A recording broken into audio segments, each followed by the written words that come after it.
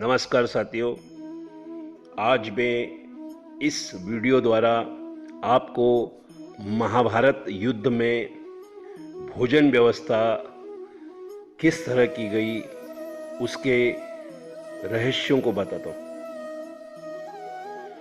कुरुक्षेत्र में लड़े गए महाभारत के युद्ध में लाखों सैनिकों ने भाग लिया था और उस समय ये प्रश्न था कि इन लाखों लोगों के लिए भोजन कौन बनाता था और कैसे यह सब प्रबंध करता था। सवाल ये भी उठता है कि जब हर दिन हजारों लोग मारे जाते तो कैसे शाम का खाना हिसाब किताब से बनता था। आओ आज इस वीडियो के द्वारा मैं आपको इस रहस्य को बताता हूँ। 45 लाख से भी ज़्यादा सैनिक महाभारत के युद्ध में थे। भगवान श्री कृष्ण की एक औक्षणी नारायणी सेना मिलकर कौरवों के पास 11 औक्षणी सेना थी, तो पांडवों ने 7 औक्षणी सेना एकत्र कर ली थी। इस तरह सभी महारथियों की सेनाओं को मिलाकर कुल 45 लाख से भी अधिक सैनिकों ने इस युद्ध में भाग लिया था। उडुपी के राजा बनवाते थे खाना। महाभारत युद्ध की घोषणा हुई तो सभी राज्यों के राजा अपना अपना पक्ष तय कर रहे थे। कोई कौरवों की तरफ से था तो कोई पांडवों की तरफ से।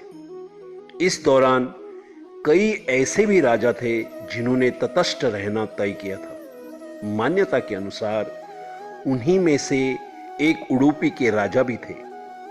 उन्होंने भगवान श्री कृष्ण के कहने पर भोजन का प्रबंधन संभाल लिया। किंवदंती के अनुसार उन्होंने भगवान श्री कृष्ण के पास आकर उनसे कहा कि इस युद्ध में लाखों योद्धा शामिल होंगे और युद्ध करेंगे।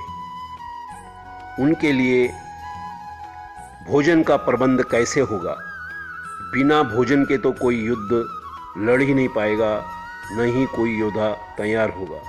मैं चाहता हूं कि दोनों पक्षों के सैनिकों के लिए भोजन का प्रबंध मैं करूं। भगवान श्री कृष्ण ने उडुपी के राजा को इसकी अनुमति दे दी। अब प्रश्न उठता है कि कैसे तय होती होगी भोजन की मात्रा। राजा के समक्ष यह बड़ा सवाल था कि प्रतिदिन मैं भोजन किस हिसाब से बनवाऊं।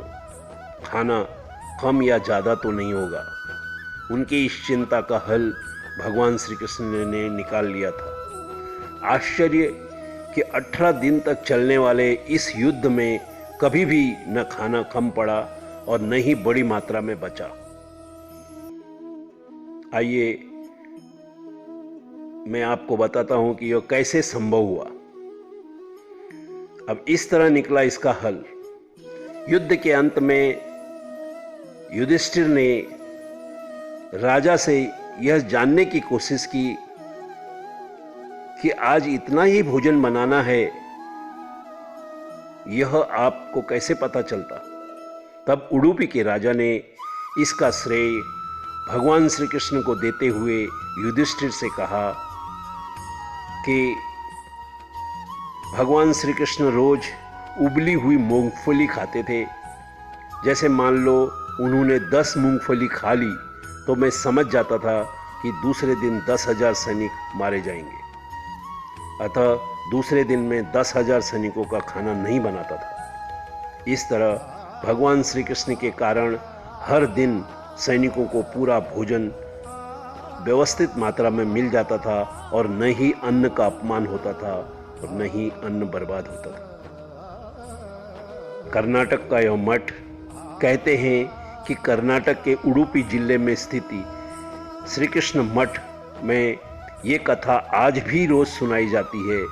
ऐसा माना जाता है कि इस मठ की स्थापना उडुपी के सम्राट द्वारा ही करवाई गई थी, जिसे बाद में श्री माधवाचार्य जी ने आगे बढ़ाया था।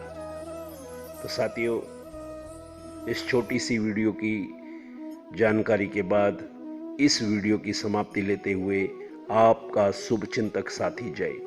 अगर आपको यह वीडियो पसंद आए तो आप इस वीडियो को अपने इष्ट मित्र और अपने परिजनों को अवश्य शेयर करें। जय हिंद, जय भारत, राम राम, राधे राधे।